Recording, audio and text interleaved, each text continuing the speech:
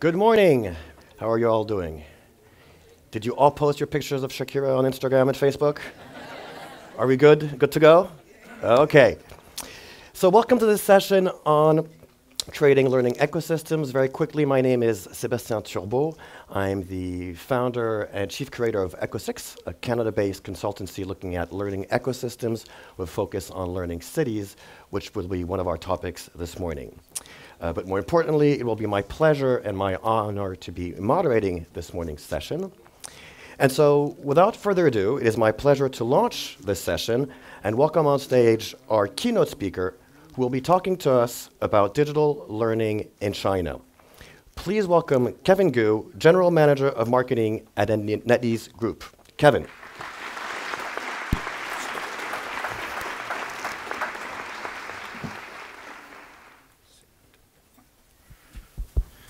Morning, ladies and gentlemen. It's my pleasure. My name is Kevin.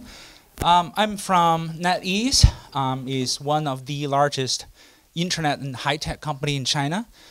We have 0.8 billion user active daily on our app and products, spanning from music, movie, game, education, and we're also one of the companies spending millions of dollars donating to the countries, solving the inequity of education and the resource and having more kids access to world-class educational contents.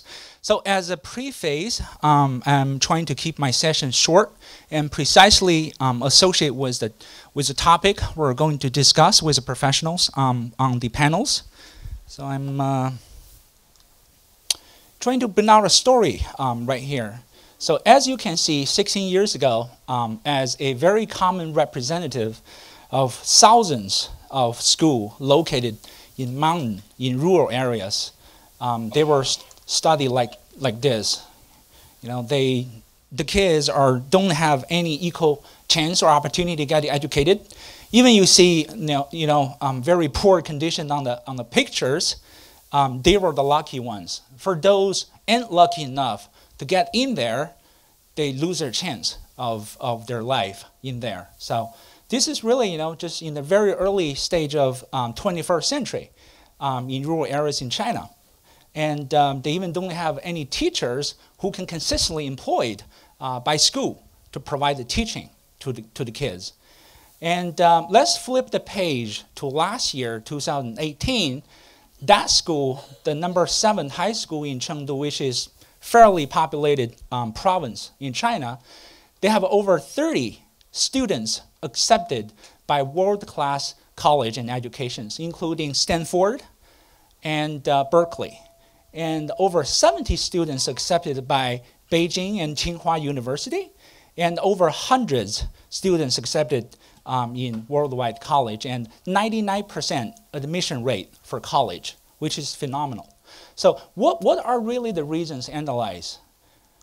It could be, we can say, the whole China national system working together, technology, policy, all the ecosystem players, the corporate employees, like the theme we're going to discuss, their shared responsibility, and every part of the player playing the function of this. But it could be as simple as one single internet cable.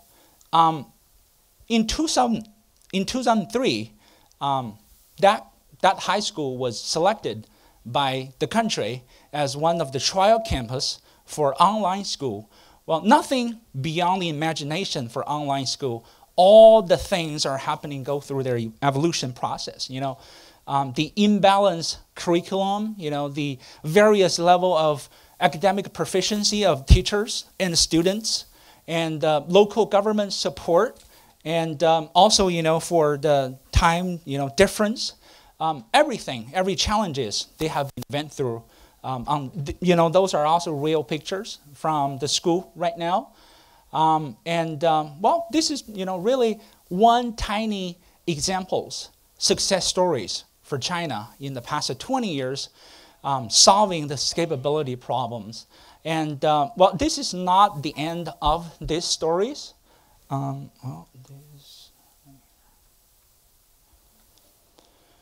Well, in common sense, we prefer to take the school, replicating this school by school, copying this model, trying to solve, the scalability. But however, we're taking a very, very different approach.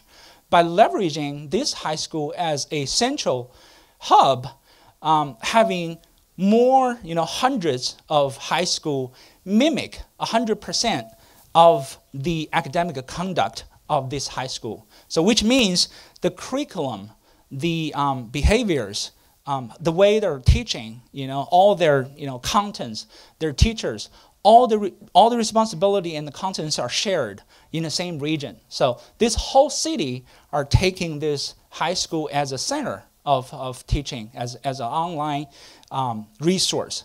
And this is, why they're taking this school into the position. They can, really add leveraging technology and national policy support to solve the scalability problem.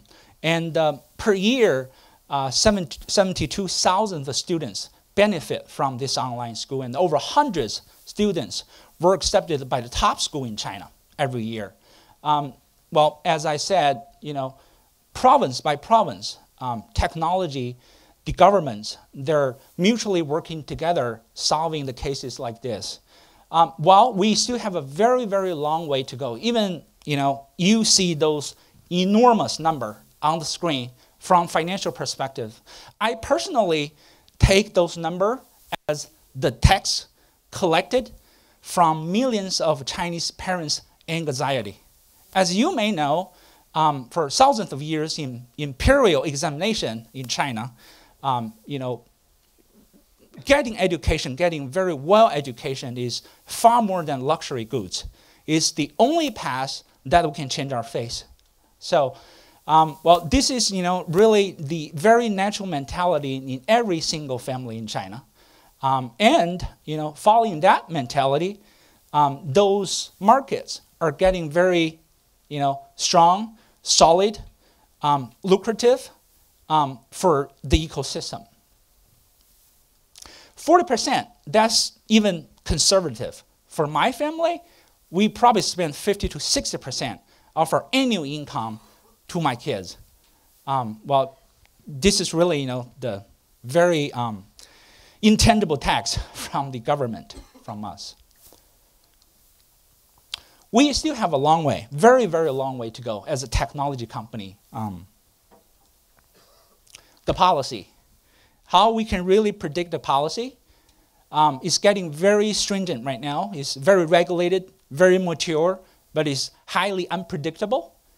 And how we can see a very, 100% transparent policy from the government.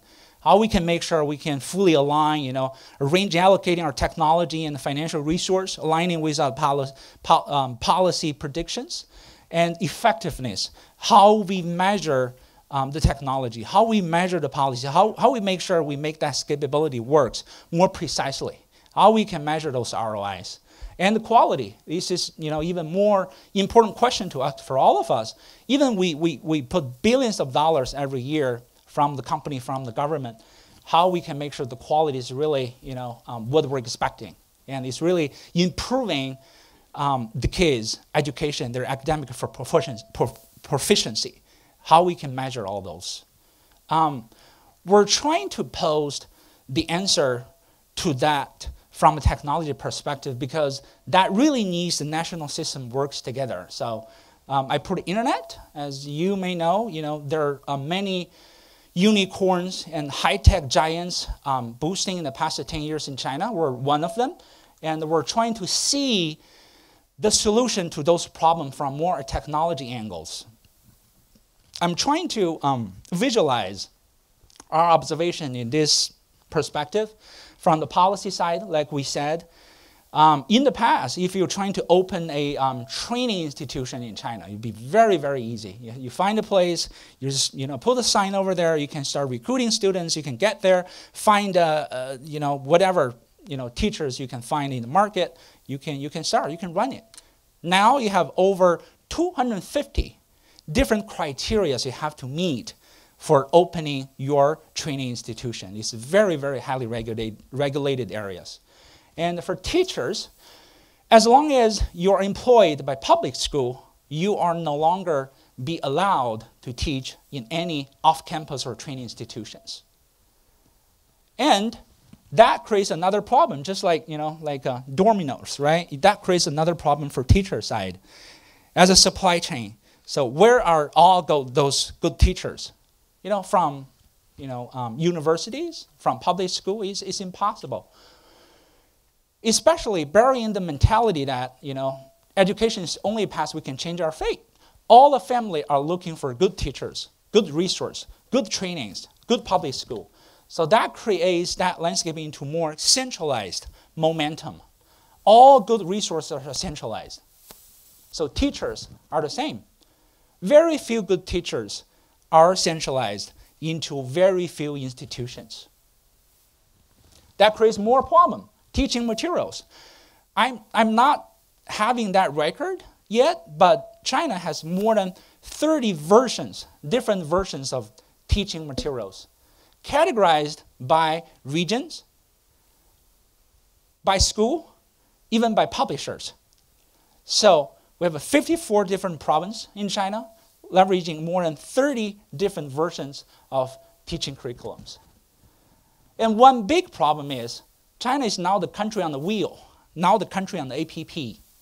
Everyone trying to access everything on their phone, and publishers do not possess the capability to disseminate the contents like internet company like us to disseminate all those contents.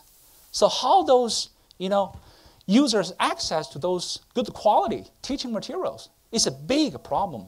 Relying on publishers themselves is nearly impossible. For tutor, homework is the same, very traditional. We're laying out all the facts down here. And in interest development, this is one new topic rising in China right now because the government intentionally trying to untie millions of families from the score and the test focused mentality. So they're trying to highlight more interest to the kids. Soccer and the tennis and just art. In my childhood, we never spent any time on those. But now we're trying to diversify the kids and education into more interest development area. And also, how to solve the scalability problem. We're trying to answer this from a technology perspective. Is not a comprehensive answer because we're a tech company. It's still relying on the topic we're going to discuss that this is a shared responsibility. But from technology perspective, we definitely see very, very, very strong success story are happening there. For example, the teachers, like we said, how you can allocate all those good quality teachers, considering they're a very scarce resource in the market. We have a good company. They're leveraging the algorithm built on a big data database. So previously, a good teacher with more than 8 to 10 years teaching experience can take 40 minutes to identify a kid's knowledge proficiency or academic proficiency. Take 40 minutes. Take more than 10 years experienced teachers. Now, they build on a very big data knowledge graph. So they can take only 10 questions, less than 8 minutes, to identify a kid's academic proficiency. Which knowledge points, how good you are mastering it, how bad you're doing it. And their homework, their textbook, their supplementary reading materials, the learning process on the class are purely individualized and personalized based on their proficiency on those knowledge points. So those AI companies are really put a very, very strong values on those process. And one more example, as VIP Kid, as you may know, is another unicorn in the market. They're leveraging all the English speaker teachers in the worldwide and 24 hours available for Chinese kids, so they can talk to them lively on the internet, and they produce their own curriculum based on individual knowledge points. So due to the time constraint here, so all those technology, those unicorns bring out the values to the market for 41 billion devices in China connected with all those internet companies. And 130 trillion income yearly generated by those companies, and we got 5 listed companies in the US. This is really, we see technology are reshaping the landscape and partially contributing to solve the problem in China. In very last, we're also one of them. And we have this largest knowledge sharing platform from NetEase, my company. We have 80 million users on our app.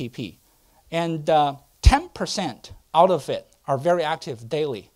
We provide those number of courses, videos from the top university, from the worldwide. We're working with TED, with BUMA, with WISE, with all those top universities in the US and Europe. We localize our contents in very intuitive, immersive experience to Chinese users so they can learn their knowledge 24 hours a day. Our users even very diversified. We have K-12 students, we have lifelong learners, professionals. So this is really another very zooming examples for everyone to see how technology really company bring out this ecosystem for shared responsibility. So I will take my preface session down here. I will be joining the group for discussion later. Yes, thank you, everyone. Much, Kevin. Please join me on stage. Keep the microphone. Thank you for Kevin. And you'll have opportunities to ask Kevin questions in the Q&A following the panel. To continue the conversation, I'd like to invite our other fellow panelists on stage. Dear speakers, can I invite you to join us on stage? Please welcome our 4 speakers.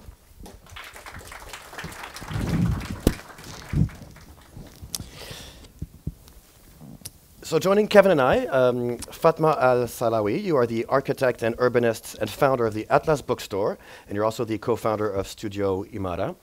Ursula Baigora, you are the planning and development lead at Fundación Mi Sangre. Ben Nelson, you are the founder and CEO of Minerva. And finally, Rosie Clayton, you are the associate director of Cities of Learning at the RSA in the UK. Right. So now that we've been inspired by Kevin and that we're all together, I'd like us to dig deeper into this concept of learning ecosystems. What I really like about this concept is that, of course, it addresses the question of the who of learning, the who of education, you know, who is providing learning to who should be working or not with whom.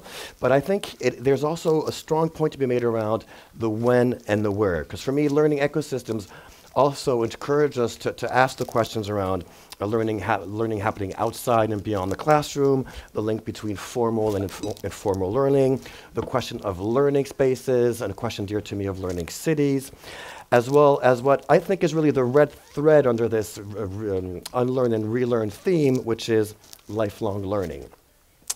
And talking about lifelong learning, and to get the conversation going and to get your input as we start this session, we'd like to encourage you, as in other sessions, to take part in a live poll. So if you haven't done it yet, a quick reminder that there's 2 ways for you to participate in the poll, either through the WISE 19 app, where you go to the agenda and specific session, either using the URL, wise.sparkup.live, and then you can enter the session code, which I think is maybe hard for you guys to read. So it's capital F, capital A, capital K, capital Y, and capital M. So now, what is the question we'd like to share with you? The question for you is, lifelong learning is the primary responsibility of A, individuals, B, families, C, local communities, D, employers, and E, governments. Of course, there is not option F, which is all of the above, so you will have to choose.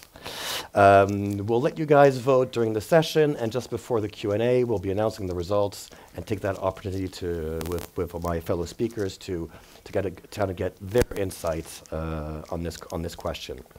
So, to kind of get the ball rolling on our conversation, I'd like to turn to my fellow speakers with a very simple question. What is your definition of a learning ecosystem or a learning environment? Fatma, can I maybe start with you? Thank you, Sebastian. I would define learning ecosystems as a collective of learning spaces and places that are diverse and that would therefore create tangible and intangible opportunities of knowledge exchange. I can imagine, or I would believe that this ecosystem is evolving. It's ever morphing and is not a constant. And these changes are sort of caused by mainly societal changes. Okay. Ursula? I think that for the purpose of the work that Fundación Mi Sangre does in Medellin, which and in Colombia in general, which is activating ecosystems and providing opportunities to develop capacities in youth and children in Colombia to become agents of change in their communities and leaders and builders of peace. A learning ecosystem is a space in which children and youth at risk receive the tools that they need and the empowerment that they need and the leadership skills that they need through knowledge and learning. I think what's most important about these learning ecosystems is that we need to understand their context. We need to understand the actors that are part of them. I think we need to understand the resources that are available. And by actors, I also mean institutions. And most importantly, the interactions between all of them. So I think it's very important to understand that these ecosystems are very complex, but at the same time, they're very adaptable to change, which is something important for the discussion we're having, I think. Okay. Ben? So, well, I think when you think about an ecosystem, at least in our popular definition of it, scientifically there's a debate on whether or not these actually exist. You think of something that is self-sustainable. And unfortunately, whenever we think about learning, we always think about unidirectional, right? This is what a learner needs. This is what, will benefit this part, etc. Ecosystems don't work that way. If you design a system where there's one group that gives and another group that takes, it'll collapse at some point. And so the concept of an effective ecosystem is one, in my opinion, where underutilized assets can actually be put to mutual benefit of use. Right? So imagine a museum as an example. Museum has a certain capacity. It has certain times where it has undercapacity. And so the incremental cost of utilization of that space is very, very low. And if the museum actually stands to benefit in some way by generating a learning environment from that use of time and space, then it'll continue doing so. If it doesn't, eventually it'll stop. Okay. Once we've gone around, I'd be curious to hear you, Fatma, because you work a lot with museums as well, so to understand how you would react to Ben's comment. But Rosie, what would be your definition of a learning ecosystem? Yeah, thank you, Sebastian. It's an interesting one. The kind of concept of a learning ecosystem that we're exploring through Cities of Learning in the UK is really looking at how the role of place in how ecosystems emerge and develop. So we're thinking about cities, but we're also looking beyond that in terms of regions and potentially rural areas, and looking at how you can mobilise a new type of sort of civic leadership. So bringing together civic leaders, sort of local authorities, employers, education leaders, to really work together in new ways to create a kind of ecosystem dynamic, which kind of goes beyond what you might consider traditional partnership working, but in a way that can create sort of shared values and behaviours to improve kind of access and equity in terms of education for learners. So there's a sort of shared responsibility that's around leadership. There's an element also that's around kind of the networks of different providers which exist at a place that are very much rooted in their community, and how we can start to think about connecting formal and informal learning opportunities to generate sort of new pathways for learners into work or into further learning or into kind of civic engagement opportunities. But it needs a kind of a strong core of leadership at the sort of heart to enable this kind of ecosystem to emerge. But as other panelists have also said, it's kind of emergent and dynamic. And we think technology also has a role to play in kind of cementing those kind of values and behaviours of the ecosystem. Well, linking into technology, Kevin, what would be your definition of a learning ecosystem, and does it have a strong digital feel to it or not? Well, as in my keynotes, you can see there's a very unique landscape in China. But as a technology firm, technology only are contributing to solve the skippability problem. We can never solve the mentality problem. So this is really always, from our decision making, execution, donating, every process as a technology company. It doesn't help us to solve any mentality issues. So we define learning space as a place we can keep people open-minded. For each soul can be unified and specialized by leveraging technology access to the valuable contents. Okay. I'd like to spend a bit more time on this question of technology and digital learning. I mean, Fatma and Rosie have mentioned the notion of space. We'll come back to it later, but I think in your mind, for the both of you, it's more of a physical space. Both Kevin and Ben, you're working more in the kind of digital space. How do you link this question of ecosystem, digital learning, and ecosystems? Ben, maybe you want to go first? Sure. I think one of the things that we misunderstand when we look at any kind of new solution design is that we think of the method of delivery as the same plane as the actual object or goal of the educational process. And I actually reject that. So as an example, we think of, when we talk about what technology can or cannot do, I think that's a very short-sighted thing. I actually don't think there's anything that technology cannot do. I also think there's nothing technology can do. Technology it's a tool. It's like to say, what can cement do? Cement has some certain features, but what you actually do with it as a component of a larger system is what matters. And so in the Minerva environments, which are highly residential, very experiential, without technology, there's no way that we would be able to do behavioral change. Why? Well, because in many ways, if you actually think about what it is that our operating system is, right? So our brain. Our operating system, in fact, you can almost trace all of the world's problems to the way our operating system currently gets programmed, which is haphazardly and generally at home. We are rooted in our culture, in the way that we were brought up. We have no access to systematic thinking of any kind, and certainly the educational systems don't offer it. I actually found an interesting feature sitting up here, looking at the options on who's responsible for lifelong learning. Notably absent as an option were educational institutions. It didn't even dawn on any of us until just asking this question that, wait a second, maybe schools actually have some responsibility for lifelong learning. And that is because we don't think of educational institutions, in many ways we don't think of technology-enabled educational institutions, as responsible for programming that operating system. Once you program an operating system effectively, the apps that you build on top of it, effectively lifelong learning, ecosystems of learning, etc., are that much more effective. But without that OS, the likelihood that a sustainable ecosystem can work is very, very low. Kevin, do you want to react on that? Yeah, but the thing is, how would you measure the technology? Wow, I'm taking the fire to Ben now. Please. Yes, you lack of that. Huh? how would you measure the investment from technology in terms of your responsibility or your reputation and all that? So as a firm, we're not an NGO. So we donate billions of dollars because there are some deals behind the scenes. And we're not doing that for anything. And so as you say, if you build up a ecosystem, you have all the app built atop of it, you definitely see something as a return to the firm. So how would you measure all those? There's definitely some ecosystems have to pay for it. Even the government, the corporate, individual, or whoever who pay for it. How would you measure the return? Yeah, so that's actually one of the great challenges of education, which is one of the reasons why education policy is so difficult for societies.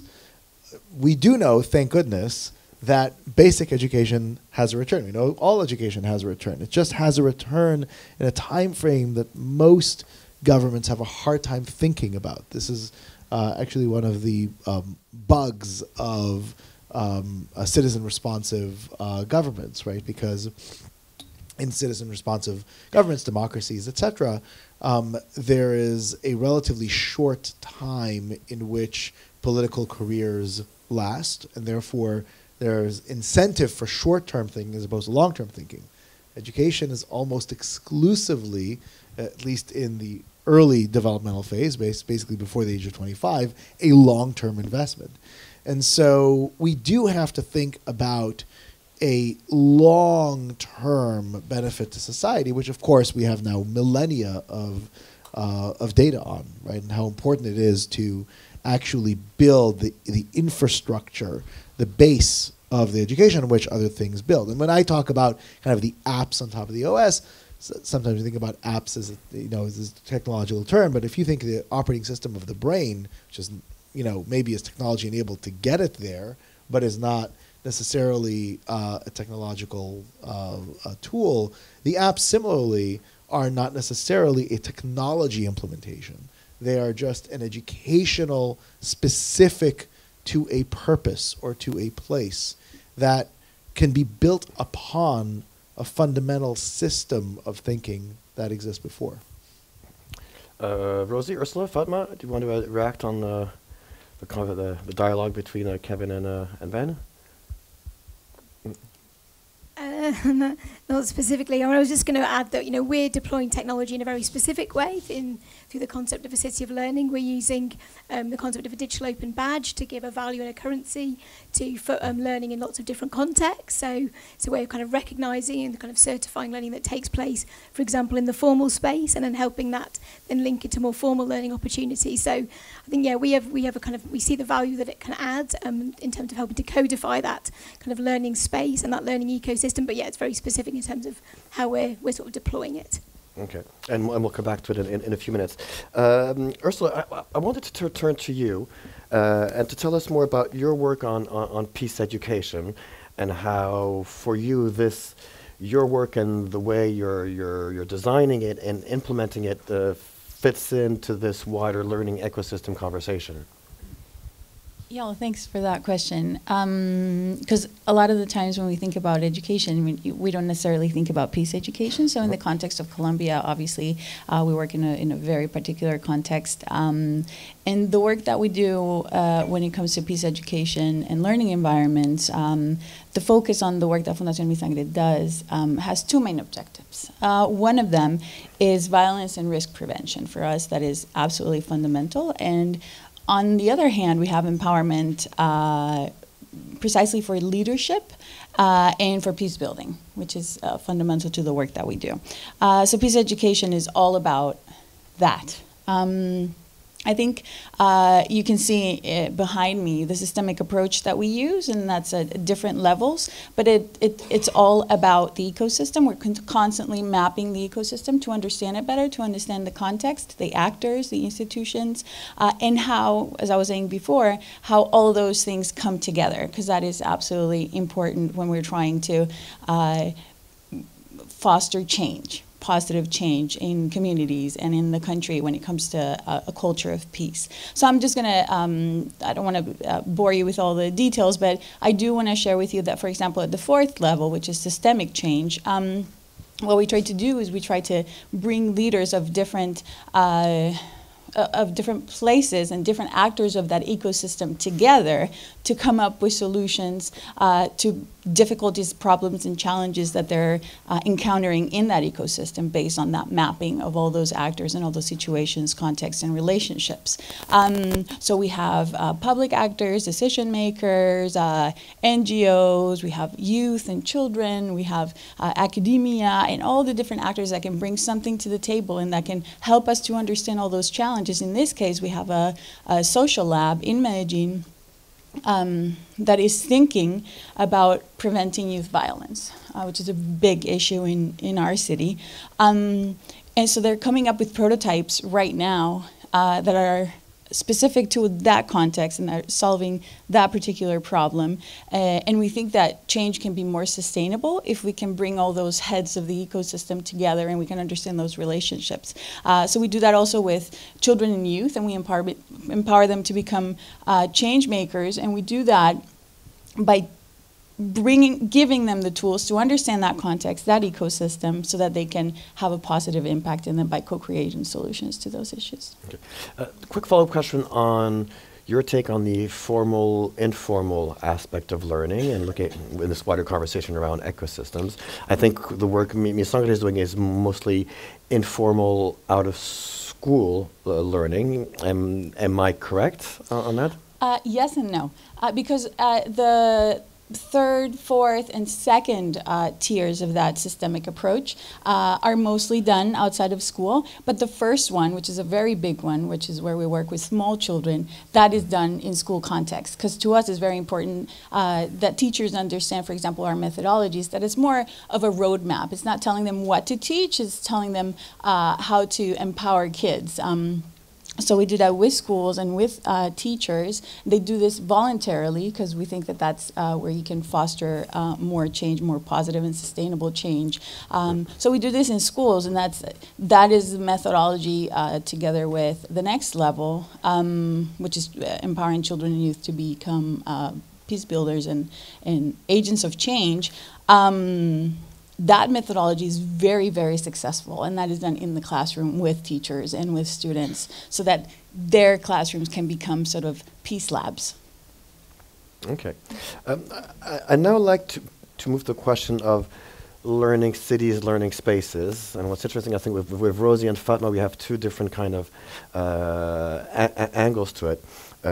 Maybe I'll start with you, Fatma, because you're an urbanist, you're an architect, so you see learning cities, learning space as very physical. And so my question to you is, can we transform everyday places into new learning ecosystems, new learning opportunities, and so create new ecosystems of learning outside of schools? There's the obvious ones, around museums and libraries, but people like Brookings talk also about playgrounds, talk about supermarkets, malls as being possible new learning spaces.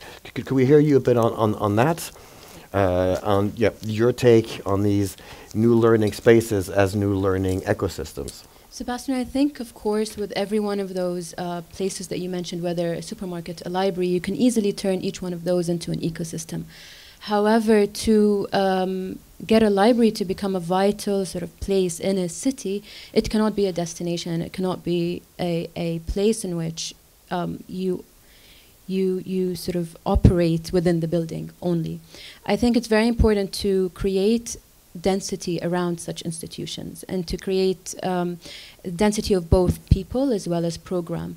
It is only possible to create an ecosystem, I think, if you have good neighbors as an institution. In what sense? If neighbors, yeah. If you but in what sense? Is it like physically having neighbors, or is it more about this conceptual idea of neighbors? It could be both, but I would want to talk about it in a physical sense. Where, for example, if I give the example of the National Museum of Qatar, today it stands as a standalone museum with a lot of activities happening inside, trying to attract people beyond the opening hours of the galleries and of the museum itself. However, once you step out of the building, this is the issue we're facing now, and this is the replanning we are working on today with Qatar Museums, with the planning entity here. It's really to redesignate the uses around the museum. Right now, they're strictly commercial. For example,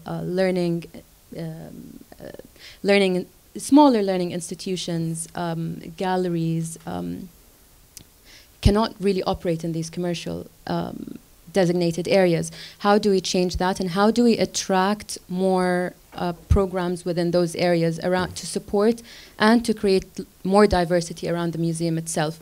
Now, once you have that, and once you have different nodes of denser areas programmatically and in terms of people seeking knowledge or unintentionally sort of reaching this exchange of knowledge, you get to have these nodes within the city that can then create a connection and create a network.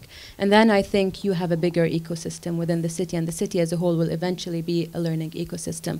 When there is this network rather than these walled or gated campuses, if you might say. Yeah, talking about that, you're talking about creating these nodes. I guess for all of us, a museum would be a pretty obvious one. Have you worked on other spaces that you're trying to turn into nodes of learning that are maybe less obvious to all of us here? You were talking about a campus. So you were telling me when we first met that you worked with a media institution and trying to achieve that. Could you tell us a bit more about that? I think that was a very interesting case, the case of the media complex. I'm not sure if many are aware, but all the media channels and broadcasting institutions are all located centrally in Doha. Just by a roundabout that's called the television roundabout, because that's where all the channels are. And it's a very secure complex, gated. You need permits to enter. These permits take so much time. However, once you enter, it's a bank of information and a bank of knowledge. Al Jazeera is in there. Al Jazeera archives are in there. Qatar Television's in there. So the national sort of media archive is also in there. You've got the best TV presenters, the best directors, producers, all in there. However, access to them is very limited, especially when you have a media university established here in Qatar, an education city, and you have the Doha Film Institute. Again, both these entities also are restricted, have restricted access into the media complex. So our idea through an initiative by Qatar Museums was to not relocate this complex and instead re-master plan the complex in a way where many of the existing buildings would be preserved, many of the existing uses would be preserved. However, we would add complementary programs and complementary physical structures as well. Number one, to open up this complex and create, yes, a more secure zone, smaller zone, for example, for Al Jazeera, which requires higher security than other channels. But to create opportunities in which, you know, a school student interested in pursuing a career in media can actually get training, access the archives, the libraries, maybe a production cage where all the equipment can also be used beyond the hours of broadcasting. And so it was literally a diagram that we drew of a zipper, opening a zipper through this sort of walled entity and allowing the public to go in there. And this this almost immediately becomes an industry and adds to the economy of the country, because it's state-led, it's state-funded, and all of this funding can then be rechanneled into fostering a generation of media professionals, etc.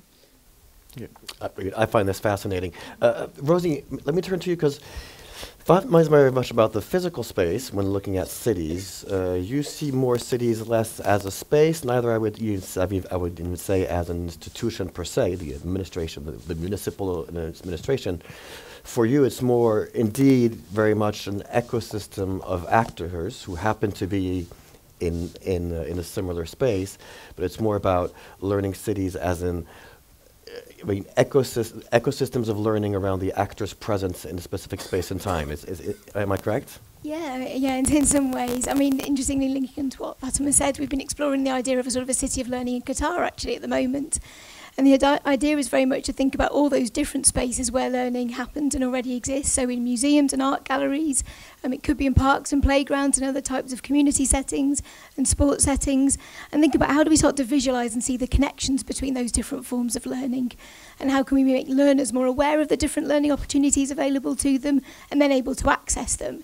So the visual just on the back that you can see is a kind of a high-level insight into the sort of technology system that we're using to kind of bring together and visualise these different spaces of learning. So you've got learning in formal settings and informal settings, and what we're doing is we are, through digital open badging technology, giving these different learning experiences that exist a value and a currency via a digital badge. We're then connecting them into different, often thematic pathways, and presenting them to the learners in that way. So learners can move from one learning opportunity to another over a period of time, and they can see different pathways and where they might lead them to eventually. And then a city or a space or a region can get a really kind of rich set of data insights about what type of learning is happening where. But really, you know, the fundamental philosophy is about deepening the connections between all those different, I suppose, physical learning institutions that do already exist, and maybe start to think about how do we kind of catalyse the generation of new places where learning can happen, and give value to types of learning that take place often outside of formal systems, but in a way that recognises kind of the skills, knowledge and capabilities that learners have and unlock opportunities for them in the future. So there's definitely a conceptual piece around the city as a learning landscape, but a lot of it is rooted in physical institutions and making them more accessible. And I mean, would you have a story, a case study that for you kind of stands out in what you would see as a learning city? Well, we're only literally just launching pilots of this concept in 2 UK cities. I mean, it builds on a lot of the work of LR&G in the US and sort of UNESCO learning cities. But I think from sort of a learner perspective, you know, the idea is maybe you might initially engage in a piece of learning online, for example, and, you know, kind of find a new passion and interest that way. Then over time you'd be signposted into kind of other forms of learning. So, you know, you might learn to play the guitar, you know, with kind of peers on YouTube, and then sort of get signposted, okay, you've, you know, shown an interest in that. You know, you could then go to your kind of local museum or your local kind of library and take, you know, physical guitar classes, and then, okay, you've done that, you know, you've deepened your interest. You know, maybe you might want to take up a course in a local kind of school or college if it's available to you. So that's how we sort of see the sort of learner journey over time. You know, it's really about finding their kind of passion and their interest and enabling them, you know, to have a way for them sort of deepening that over time. But then for the institutions within that city to be kind of talking to each other more collectively and thinking about what the city's learning offer is more generally, and is it meeting the needs of their future learners. Okay. Fatma, you wanted to... If I can give a personal sort of example. Please. Of, I think, of course, you're very familiar with London, and I had two different experiences studying architecture. One was in a campus in Sharjah, which was very similar to Education City before the gates of Education City opened up to the public. It was very secure and walled, and the experience was very limited. And then I had an experience studying in London, although for 1 year only, but I was in the heart of Bloomsbury, which was very much the heart of London. And although I was in an architectural institution, there were at least 5 other institutions a few steps away from me. There was the British Library, there was the British Museum, and there were the other sort of smaller businesses that were supporting these institutions. And so my educational experience was not sort of limited to the space I was in within the university or the studio, but I was able to really learn a lot from other programs around me, from other experts around me, take courses in other universities around me, visit the SOAS library, which was also a few steps away. And so in planning Bloomsbury, I think that was very intentional to create an ecosystem, or a learning ecosystem as you've termed it. And that is exactly what we're looking at in other examples internationally and also regionally, historically regionally actually, which that was used as a planning model to really try to build around these institutions that are existent today, great institutions, however, try to make them more valuable by connecting them in an urban realm. Banya, and I think that this provides a really crucial insight that oftentimes when we talk about badging and these kind of external looking credentials, we say, oh, okay, well, somebody, you know, I learned how to play the guitar, I get like a badge of I know how to do a 10-bar song, and then people will value that. But the reality is nobody values that, right? The external value that badges present are too granular for people to actually care about. Where badges matter, actually, and this is actually the wrong term for them. Unfortunately, they've gotten this very external term. A badge is something that you display to others. The real value of the badge is for the person themselves. It's a marker of, exactly in your example, of, okay, I learned, you know, the basics of learning the guitar, and now I'm going to go and take a physical class, now I'm going to go and you do open mic jams and things like that. And so it gives you an opportunity to understand what are those areas that you have that you need to develop, and what are the places in which you can do that. And so the ability of providing a learner a lexicon that they can then apply in new contexts is what enables a learning ecosystem to actually exist.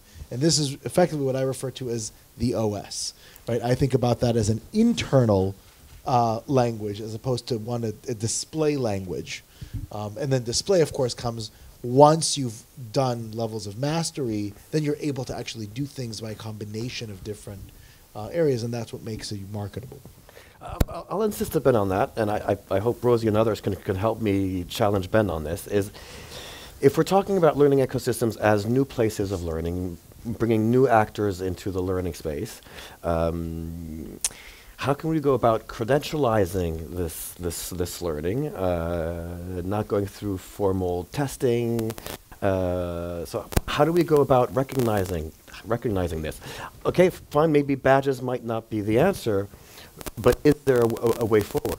Yeah, no, I think you have to find a way to credentialize, but the level of credential has got to be for lack of a better word, an aggregation. I always say that people think, oh, badges are a new concept. They're not a new concept. They've been around forever. They're called a school transcript, right? We've had granular information about how good a student has mastered certain bits of knowledge, right? The grades they have in classes for centuries, right?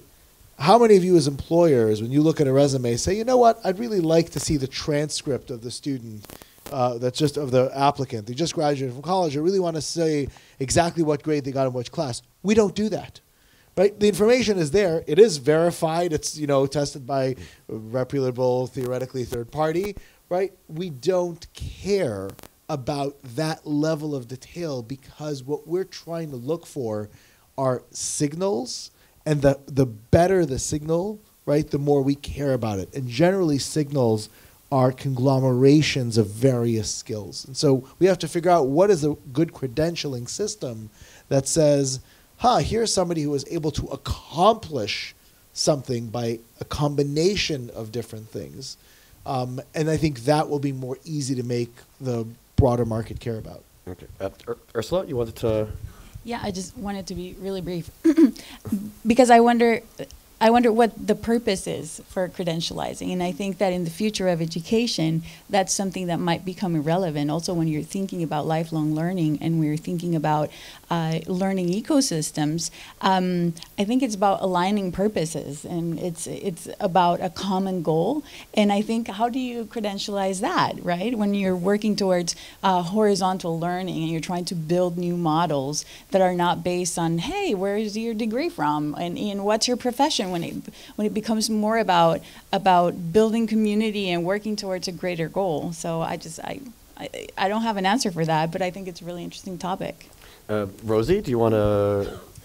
Yeah, I definitely agree with what Ben said about that's a big part of the value in this is what it means for the learner. But for us, actually, part of the work is trying to change employer mindsets to look at learners in different ways and to look at the skills and knowledge and capabilities they've got in different ways. Badges is one mode or medium potentially to enable them to do that. And, like you say, it's kind of an aggregation of a collection of badges which signify capability and competency in different types of fields. It's a really interesting area, like you say, is there kind of what is the value and purpose in credentializing all forms of education? What does it enable ultimately for a learner in terms of their access and their progression, and what value does it kind of add to that broader ecosystem? And Kevin, in the case of NetEase and all the kind of online learning you're providing, how do you position yourself on this kind of debate? I want to play the devil advocate again here. Yeah. So that scenario will, in short term, very probably will lead to a situation that everyone joined the dinner but no one signed a check. Yeah. Because transforming every scenario, I agree with what you said, it's easier to create density in single places, but it's requiring massive mobility to create, everywhere.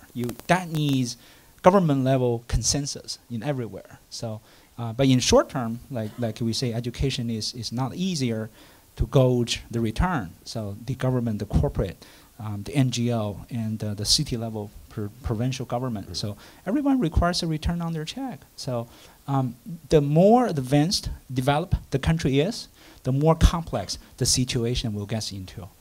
And so in short term, I would urge, I know you are dedicating yourself into AICD as well, but education is, as China, they're laying out 22 future cities from now.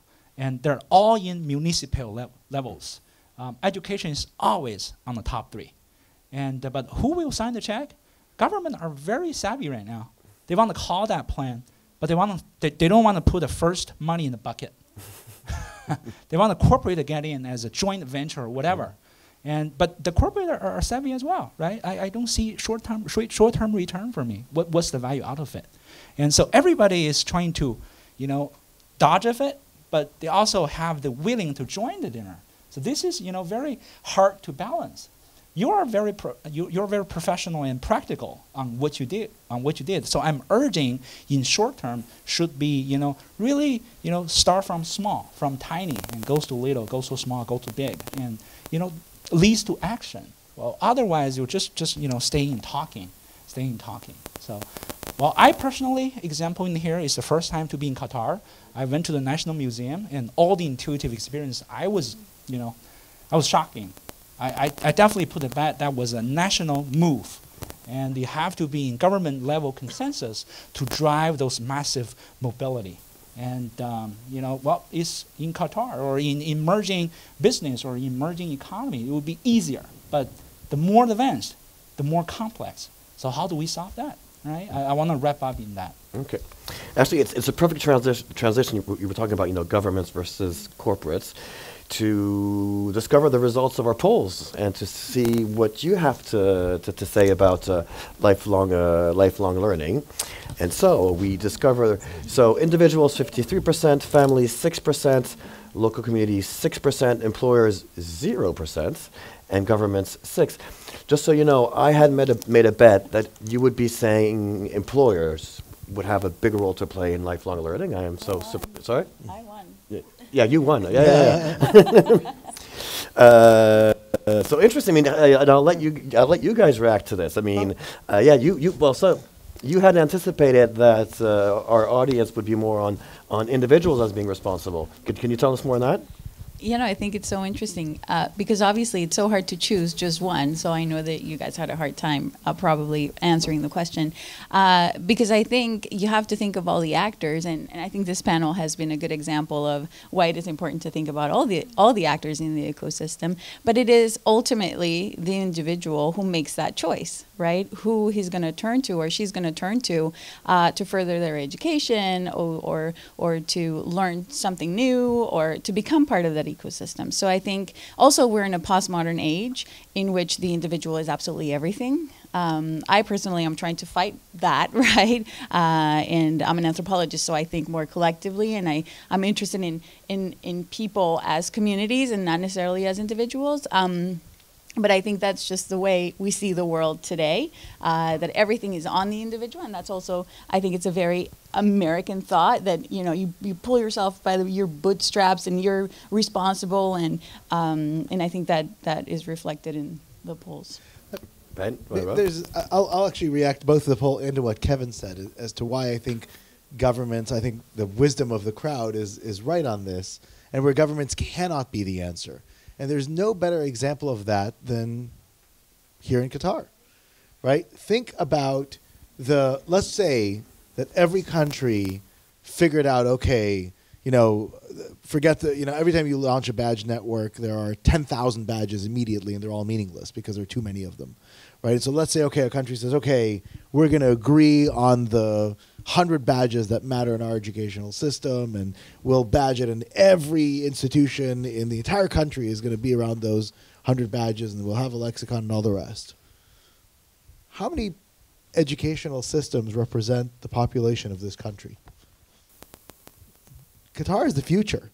It's mobility of human beings. And so you wind up having a set of people productive in an environment, all of whom come from radically different lexicons. And the likelihood that governments will even agree on something like this and that people will implement it is extraordinarily low. And so actually trusting in the individual, whether or not one educational pathway to learning the guitar goes through heavy-duty technique and sight reading, and another one goes through deep music theory and, you know, playing the piano and working your way up to the guitar, doesn't actually matter. What matters is that the individual has a lexicon that they can use in developing their skills and applying it in new contexts. And if we do that effectively, if we create a diversity of frameworks that are useful, that people can actually apply, then the local ecosystem of learning opportunities don't have to conform to a particular language, because the individual will have the operating system in their minds to be able to apply and learn themselves. Rosie, Fatma, Kevin, do you want to react on the poll? Or? Speaking of my No one pick up the employers. I'm the minority here. I drop. Fatma, Rosie? I'd only just add briefly that if the onus is shifting to individuals, our education systems often, certainly in terms of adult learning, put the onus on individuals, and there's a real issue of equity here, because if you've been someone who's been successful in the education system, you've got a greater propensity to then take up further learning opportunities. Those who've often been underserved or have a poor experience don't. So, with that onus increasingly shifting to individuals, are we going to see widening inequality of access? And then, ability to unlearn and relearn, which is obviously the focus of this conference. I think it could be a real problem. I'll just say in the cityscape, there's a growing onus on cities needing or seen as needing to lead this question of lifelong learning. Cities are going to suffer the most from automation and loss of jobs if it's the case. So there's this growing tendency to see cities as needing to be the leaders in the push for more lifelong opportunities. So I would have voted for local communities. Okay, I think it's now time for us to open the floor to questions. We want to spend a good 15-20 minutes engaging with you here, our audience. I think we have 2 microphones available. I'll be taking questions in groups of 2 or 3s, if that's the case. So please raise your hand, and I'll be taking the question. So we already have the gentleman here on this side, and the gentleman here. I was wondering if anybody would want to respond to how it's essential for the DNA of any ecosystem to have institutional heterogeneity, and what by that I mean is tension between the government-funded sector and the for-profit sector and the private non-profit sector. And I refer to Silicon Valley, the Bay Area, as a classic case where you have research-oriented institutions which are well endowed and educationally. And then you have government-funded institutions as well, and then you have really opportunistic venture capitalist firms, so they can commercialize any idea that is disruptive and take that to scale. So I'll leave it at that. Okay. Well, we'll take the second question from the gentleman over here. If you can bring him a microphone, and then we'll.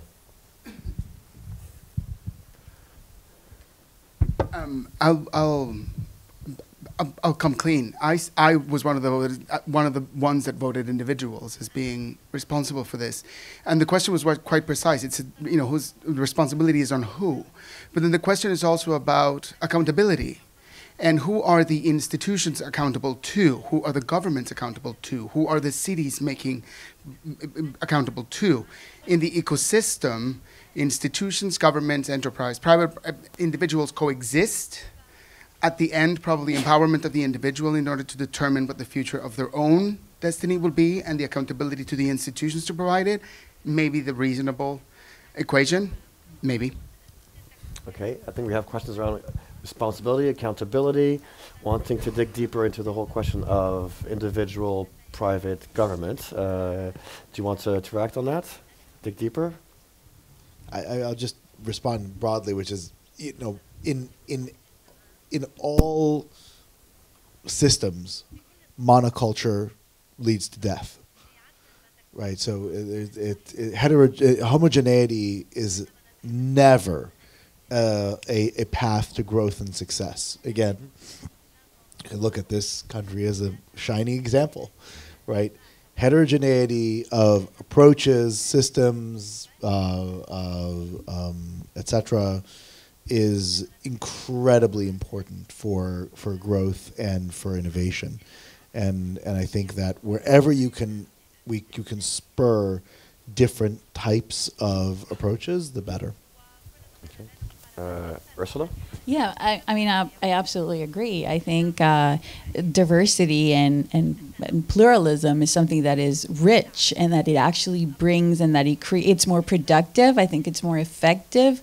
It can create better and more sustainable solutions to the issues that we're trying to address, whether it be education or labor or whatever it is that we're trying to think about and the problem that we're trying to solve. I think when you bring in all the actors of whatever ecosystem it is, in this case learning ecosystems, you will respond to the needs of those individuals, right? Whoever they may be and whichever background they may have, they're going to be thought about, I guess, because they're also going to be a part of it. Okay. Any more questions? Yes, over there. Can we bring lady a microphone? Any other questions, just so we anticipate how we move the microphone after? Yes. Yeah, okay. Hello, I'm Karima Kadawi from Tamkine, Morocco. We're talking about ecosystems, which is nature, using nature and the analogy to nature, and the fact that we are nature and part of that nature, to be able to foster spaces that encourage lifelong learning. But we didn't hear much about relationships. We heard about spaces, but what about the relationship that people have with those spaces? How do you work on the ownership? What is the say of the people? I mean, we're offering spaces, we're connecting the spaces, we're using digital technology, but what happens with the nature, the very nature of the relationship, which is really, if we look at the title of this whole conference, this whole subject, is what does it mean to be human? Thank you. Thank you. Very interesting question. We'll take the question from the gentleman over here.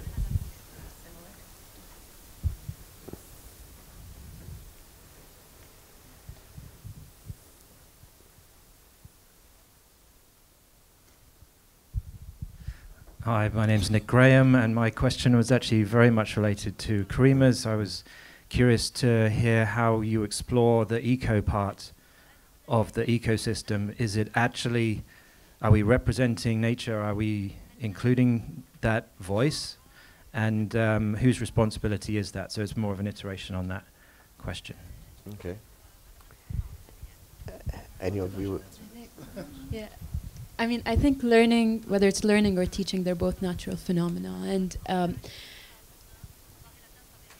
when I also mentioned connecting the spaces and creating this network, I definitely also refer to these connections as tangible and intangible connections. Like I said, it's really about the interdependency, really, of people in those different places rather than spaces on one another, and how to program parts of the city so that you're not forcing this interdependency, but you're allowing for this organic happening or organic sort of system to take place. And I would, to go back to the poll, what was interesting to me was that not many people chose government. I was very surprised. This was a conversation that I had 2 days ago, I think, with a group of people. Many of them were from Qatar, whether Qatari or non-Qatari, but work in governmental institutions, have gained their academic degrees through scholarships as well, government scholarships, and many of them did mention it should be the government. And that also shows this sort of different maybe mindset, or what has resulted from the government over planning and over sort of how do I say this, making government scholarships to available, government jobs, government plans, and government institutions. Sort of the museums are mostly run by the government, the galleries, the schools, etc., etc. And it would be interesting to maybe open it up to a wider audience and understand if more would sort of go with government or not. I mean, I'm French, so I consider that, at being French, I pay lots of taxes. And yes, I would naturally turn to the government to support me throughout my life, to be able to reskill, to unskill, so yeah, I would see it in a very different approach to yours, but still see the governments as a strong proponent of lifelong learning opportunities. I think in your case, Kevin, I mean, you delved on it a little bit, but I don't know if it's your opinion or what you're noticing in China, but it's very corporate driven, right? The pool result to me is a very civilized result. And I'm growing and I'm living in a country with great ambition at this point. So I'm more used to be led rather than to be independently lead. And this is, really my personal situation. And we're even as corporate, even as a strategy decision maker in the company, we're still seeing how this country facing so many challenges, and we're having great ambition as a nation to be, making contribution to human. Well, I witnessed a lot of case that government take that accountability in the first place. And it has very wise people, very international perspective people like myself, joining the government as a delegate, as an advisor, and give them suggestions and make sure that whole system running as a very systematic approach.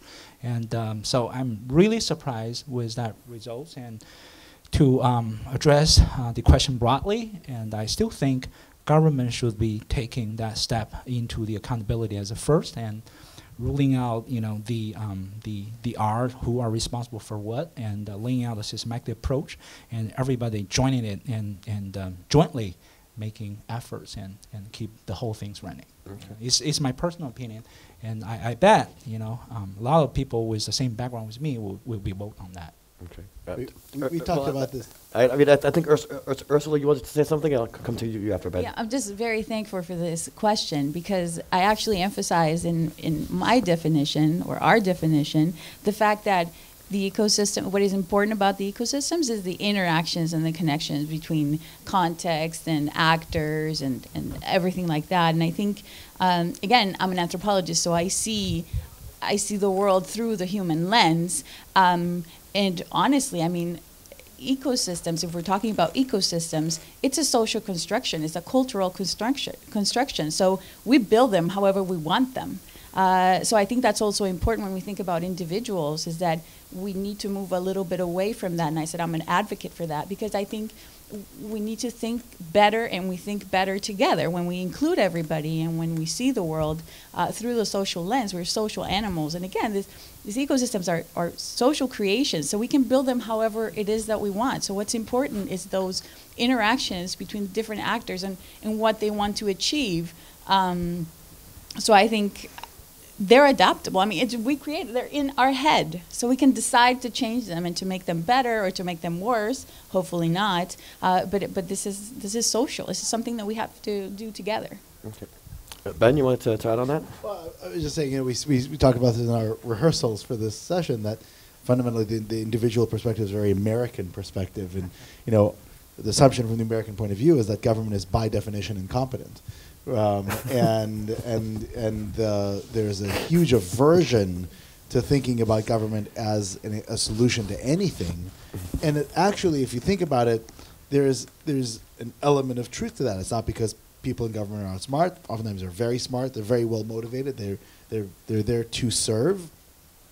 But government is by definition slow, and it's not, and it's monolithic, right? And so if you think about how governments fund education, they almost never fund initiatives that don't yet exist. Right? That's just not the role of government. That's the role of the private sector.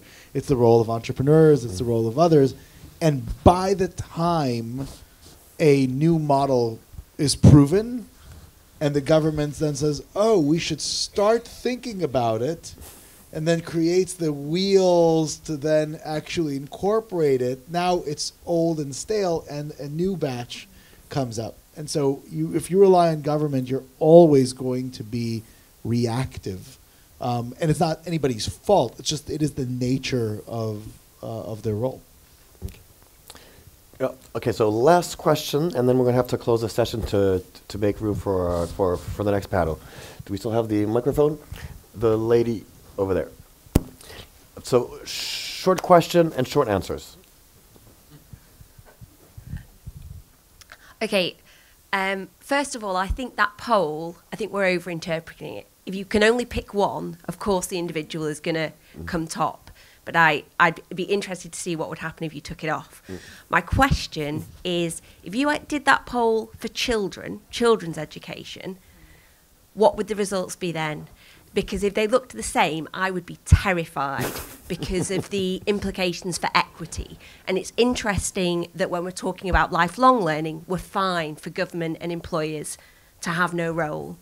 But if we were talking about children, I would be concerned about the equity consequences, so I'm interested about what you think about that. Quick reaction, quick comment from any of the five of you? I guess you all agree? Yes, obviously. Okay. Yeah, Rosie? Yeah, no, I just had to say that, you know, we see government playing a central role in the development of cities of learning, particularly at a local level, so local government. We're actually working with some very, you know, enterprising and entrepreneurial local government leaders who are kind of spearheading, you know, the ideas that they're developing in their city. So I don't think it's always the case that government is slow and you have that inability to move. They can be very enterprising as well. Well, look, thank you very much to the five of you. Thank you to all. This topic of learning ecosystems is a topic I've been lobbying WISE to carry for a few years. We finally made it happen. I hope we'll continue in the years to come. So thank you to the five of you. Thank you. Enjoy the rest of WISE. Yeah, and make the most of it. Thank you.